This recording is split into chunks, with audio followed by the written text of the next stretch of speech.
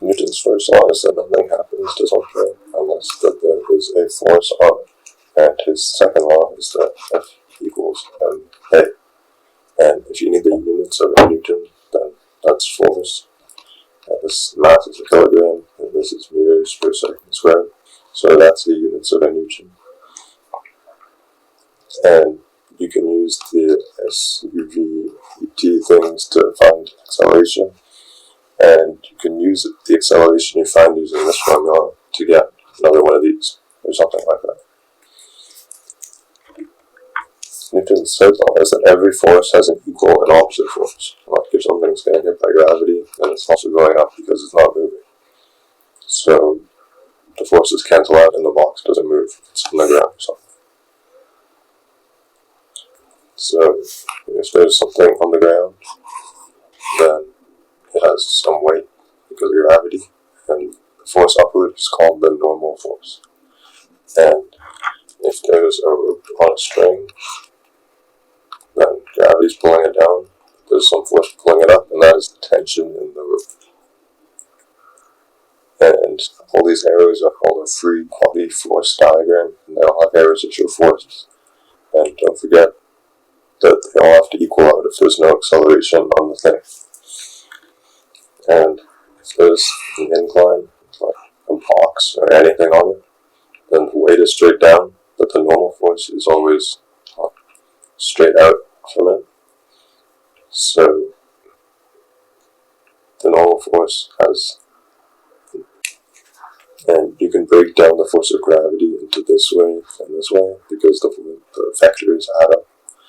And let's say that the hill is at an incline of theta, then you can try to prove this if you want, but this angle here is also theta. So if this down here is mg, then this one right here is mg sine theta, which is the value of this vector right here, and mg cos theta is the value of this vector right here. So you can use this because mg cos theta is equal to this normal force because they cancel out, and mg sine theta is equal to this force pulling it down the hill. And so there's a few types of forces you have to know, like friction and the elastic restoring force and buoyancy. So elastic restoring force is SFH, and it's for springs only, and it's equal to negative kx. And there's a negative sign because if you stretch a spring out, then it's trying to pull itself back. And if you squish a spring, it's trying to push itself back to its normal spot. And if you hang one spring from another spring, then they both extend with the same force. And if there's two springs holding something up, then they'll both extend half as far as if it was only one string. So you also need to know buoyancy, and it's wide, like a ball, because a vaulted water quick. And it is called FB, and it's equal to the density times the volume times gravity. And make sure you don't mistake this P with something else. It's density. So if something has the same object as the water it's in, or like any liquid, then it won't move. And if it's greater, then that force is down. And if it's less, then that force is up. And Archimedes' principle is that the buoyancy force is equal to the weight of the fluid displaced. So if you have like a glass that's full of water, and you put a ball in it, then the amount that's like splashed over the edge is the same as the weight of this mass of stuff that's out here. So the mass of the times gravity is also equal to this PVG thing. So also the fraction of something below a liquid surface is the density of the object divided by the density of the fluid. So to solve this question, 25% of the first object is above the water, so 75% is below it. And so the density of object 1 is just over the density of the fluid, and the density of object 2 is 0.5 over 1. So the density of object 1 over the density of object 2 is 0.75 over 1. And to divide something, just like flip it and multiply. So 1 over 0.5, and this is equal to 1.5. So for this one again, we can use mg is equal to pvg, and m is equal to pv. So m is equal to the mass of rubber parts of the balloon, which is 0.14, plus the mass of the air inside the balloon. And altogether, this is the mass of the water that's getting displaced, or the air in this case. And the mass of what's inside the balloon, again we can use this formula, is equal to the density of the gas in the balloon times the volume of the balloon. And the volume of the balloon is equal to 4/3 pi r cubed. So you can almost put that in my calculator later. So it's P times V. And M is equal to PV. And so remember, this is P balloon. So this is equal to the density of the air from this formula again. The density of the air, which is 1.2, times the volume of what's being displaced. So that's just V again. And if you solve this for a P balloon, then you'll get that the density of the balloon is equal to 0.21 kilograms per meter cubed. And you should put that in your calculator so you know what you're doing. So you also need to know about friction between two solid surfaces. So there's static and dynamic friction, and static when something's not moving, and dynamic is when it is moving, like that. So the frictional force is the same way as where it's moving. So if it's moving this way, then the friction is trying to make it go that way. And for static friction, the force of friction, Ff, is less than or equal to the coefficient of static friction times the normal force. So friction is always less than this. And for dynamic friction, F, the force of friction, is equal to the coefficient of dynamic friction times the normal force. And it's always this value because it's moving. So just like in A1, you should write out what you know first and what you're trying to find. So the speed of because we just did all that's the final speed v. U has initial speed 8, and the coefficient of dynamic friction is 0.1. So the displacement is 16. To find the acceleration, we use the friction formula from before. So the force of friction for something that's moving is equal to the coefficient of dynamic friction times the normal force. So remember the force of friction is just the mass times the acceleration, and this is this, and this is mg. So we can cancel out the masses and get the acceleration is equal to 0.1 g. So we write that down. And now we need to find a formula of t, and that's just v squared equals u squared plus 2as. And we'll find v, so it's good. 8 squared plus 2 times negative 0.1 g because it's going the opposite way, and the s is 16. And if you put this in your calculator, g is 5.713.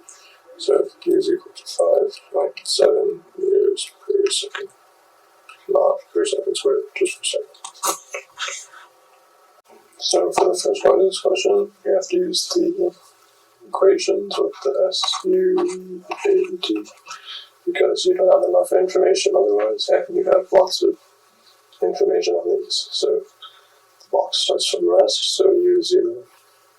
It travels a distance of 0.5 u's in 3.8 seconds, and we're calculating the acceleration. So an equation for V is S equals ut plus 1/2 A.T squared, and U is obviously 0, so A is equal to 2S over T squared, which is equal to 2 times 0.5 over 3.8 squared, and this is equal to 0.06925 meters per second squared. Again, we're going to use the weight and this diagram here. So if this is the box, then remember that's mg, and these add up to mg. So the component of weight parallel to the lamp is this arrow right here, which is obviously mg sine theta, and theta is 15 here. So the mass is 2g sine 15 degrees, and this is equal to 5.1. And so for the acceleration answer we got was B is equal to 0.06925, and this is what really happened. But the force pulling is equal to 8 minus the force that we got, 5.07, which is equal to 2.93. So this is the force pulling, but this is what really happened. So what really happened is MA, which is force, is equal to 2.93 minus some frictional force happening. So if we just rearrange this, the force of friction is equal to 2.93 minus 2 times 0.06925, and this is 2.79, which is equal to 2.8 newtons. So using the formula of liquid, force of friction is equal to coefficient of dynamic friction times Fm. So just rearrange that, and using what we just got, this is equal to 2.79 over 2g cos 15. That's in this diagram. It's the force going this way, which is the same as this arrow. And you get 0.1478 is equal to 0.15. And this is the ratio. So I just understand that these are the skis. So the skis will not, they will slide away. This force going this way is greater than this force going that way. And this force is friction. So if that's less than or equal to the force going this way, so if we draw this little triangle with this force, which is still mg sine theta, and ff, that's just the normal force times the coefficient of static friction, and this is the greatest value it can have, so it will always be less than or equal to mg sine theta. And the normal force is equal to this one because it's equal. So that's mg cos theta times this thing. It has to be less than or equal to mg sine theta. These all cancel. And if you put in the values, then you'll get 0.02498 less than or equal to 0.0296, and this is obviously true, so the skis will slide away. So you also need to know about air resistance and drag, and know what terminal speed is when the weight and the force upward are equal to 0. You add them together so it's not accelerating. And drag force in a fluid is called a viscous force. So if something is in some water, then the drag force up is called the viscous force. And the viscosity of a liquid is how viscous it is, so how watery it is. Like how oil has high viscosity. So Stokes' law is for estimating the terminal speed of a sphere in some fluid.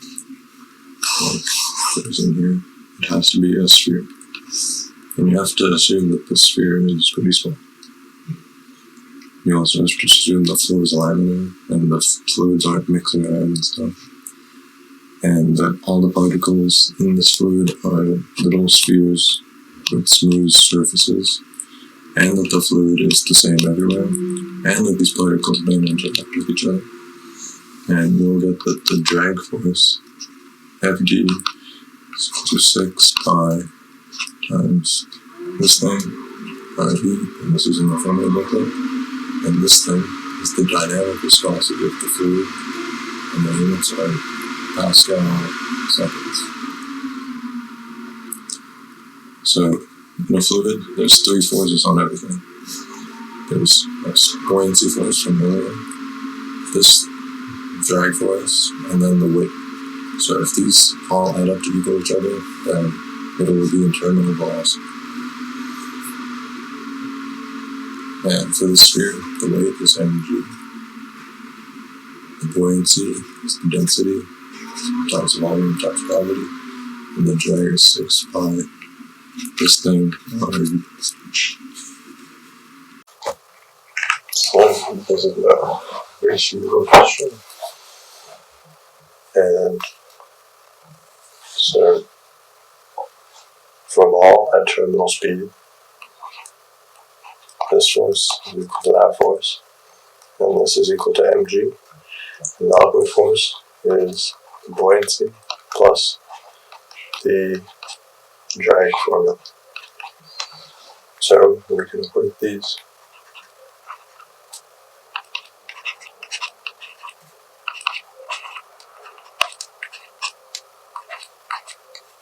So we can't use the mass of the ball because we only have the radius. So we can use the formula density is equal to mass over volume, and mass is equal to PV, which is where our other formula comes from. But this is not the same P as this one. So P of the solid ball times volume times G is equal to P of the liquid, Vg, plus 6 pi V. So now solving for V, I'll just call this V1 of the first ball. It's equal to PSVG minus PLVG over 6 pi R log V1.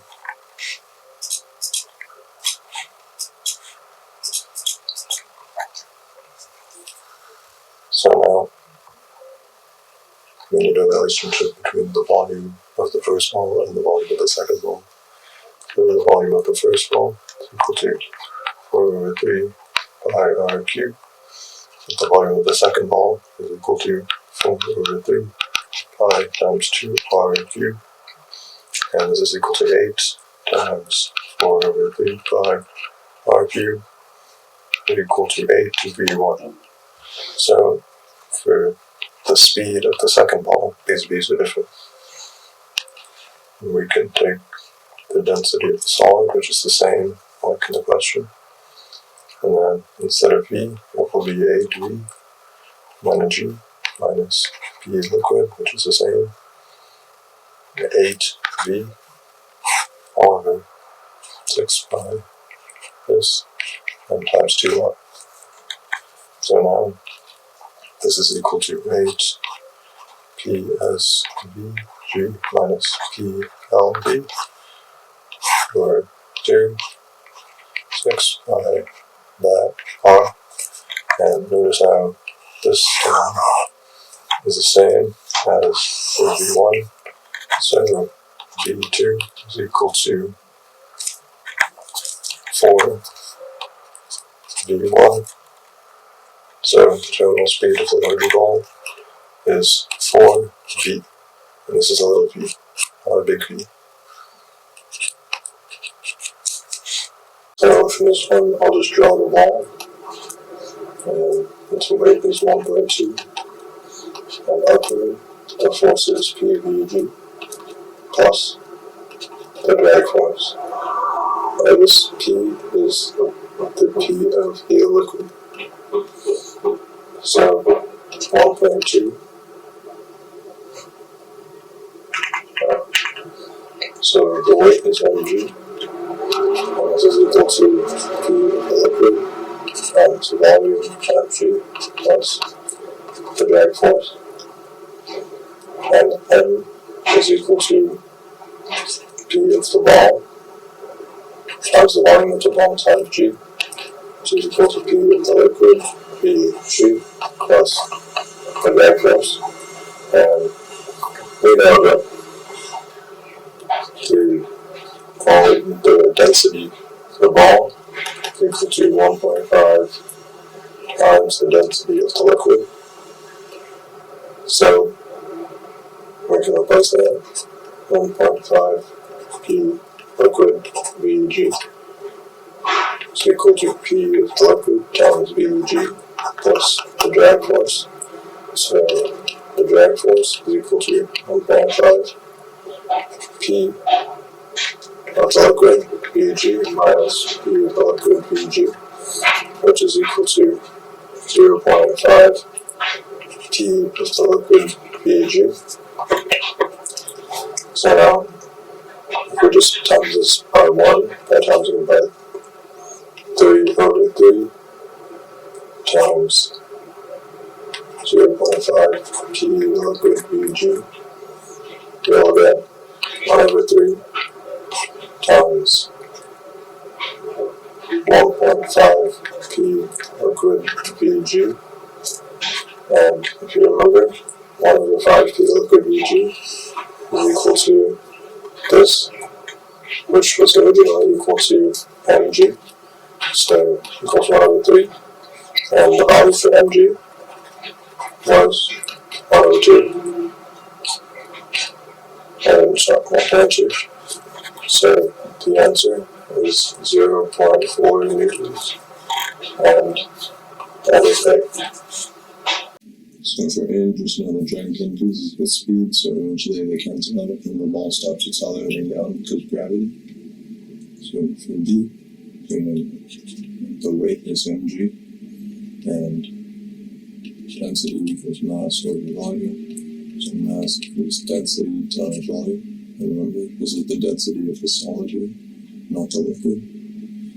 So this is 8. So mg is equal to PVG, this is the solid. And this is 8,000 times 4 over 3 pi times the radius, which is 2 times 10 to the minus 3 meters cubed times 9.8. And this is equal to 0.002672 newtons. So you can run that off your final answer. So to calculate the buoyancy of the ball, now we use the P liquid in 3G. And this is equal to 920. And it's the same V as before and the same G. You should get 3 times 10 to the minus 4 newtons. So to calculate the terminal speed, mg is equal to PVG plus ft. So 6 pi r v is equal to mg minus PVG, and we just found both of these. So you can find the terminal speed v when mg minus PVG, well, this is the liquid, there's 6 times this times r. If you put that in your calculator, you will get negative 0.7342, which is good because it's going down. So the terminal speed or velocity is 0.73 meters per second.